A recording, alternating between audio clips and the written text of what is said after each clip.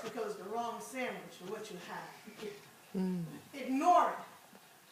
Probably a bad decision because if you really wanted a Big Mac and they gave you a chicken McNugget, you just ain't have it. Actually, you could just return to get your order correct. Come on now. When we consider how expensive you and I were to go, doesn't it stand to reason that he has the full right to expect us to hear and recognize his voice, receive his message, and then respond to his call? Now some of you are saying, when I come to worship on Sundays, I don't hear God's voice. I don't sense his presence. I don't feel him near. Something must be wrong because I know I should hear, sense, and feel him close. I want to share this little story. Somebody went to church on Sunday morning. He heard the organist miss a note during the prelude, and he winced. He saw a teenager talking when everybody was supposed to be bowing in silent prayer. He felt like the usher was watching to see what he put on the offering plate, and it made him boil. He caught the preacher making a slip of the tongue 5 times in the sermon because he counted them. As he slipped on through the side door to a closing hymn, he muttered to himself, "Never again. What a bunch of clods and hypocrites." Another body went to church one Sunday morning. He heard the organist play an arrangement of "A Mighty Fortress Is Our God."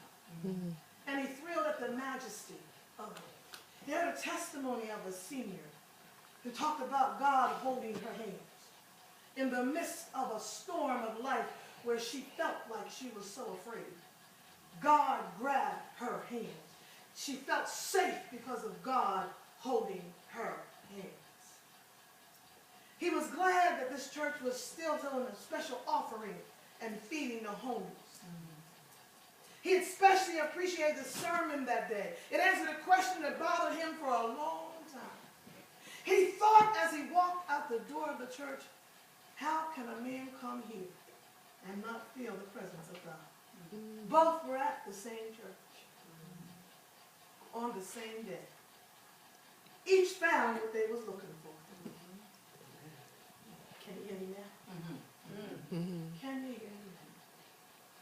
Church, what are you looking for? What are you listening for? God is speaking. Yeah. And he still is.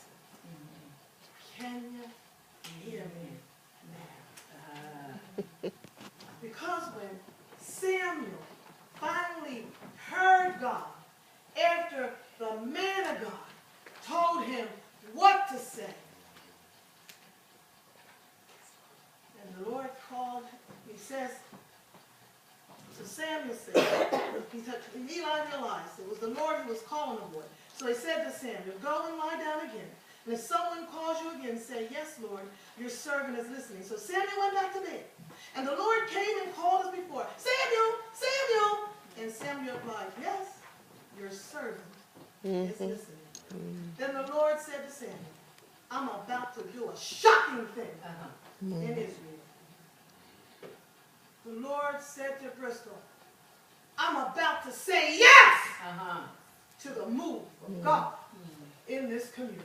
Wow! Can you hear me now? Can you hear me now? You didn't get it, did you? You didn't get it. Oh, you got this thing. He says, "I'm going to carry out all my threats against Eli and his family. I have warned him continuously that the judgment is coming for his family because his sons are blaspheming God, and he hasn't disciplined them. So I have vowed the sins of Eli and his sons will never be forgiven by sacrifices and offerings."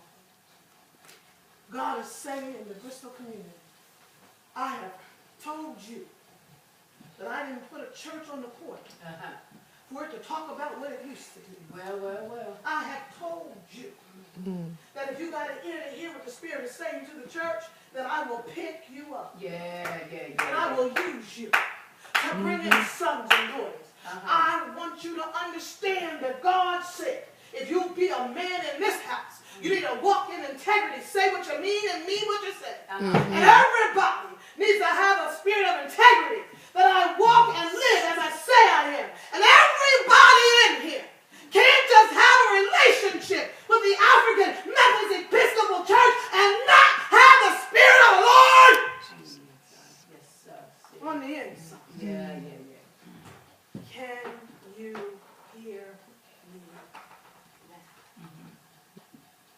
So, on the day when God is speaking, what's he saying to you? What's he saying to you? What's he saying to you? What's he saying to you? What's he saying to me? All I want to know, have you answered? Your servant is listening. That's the message today. Your servant is listening. Not just hearing, listening. That I might do what you call me to do and stop explaining what he's not doing. Because I hear the abundance of rain in my house.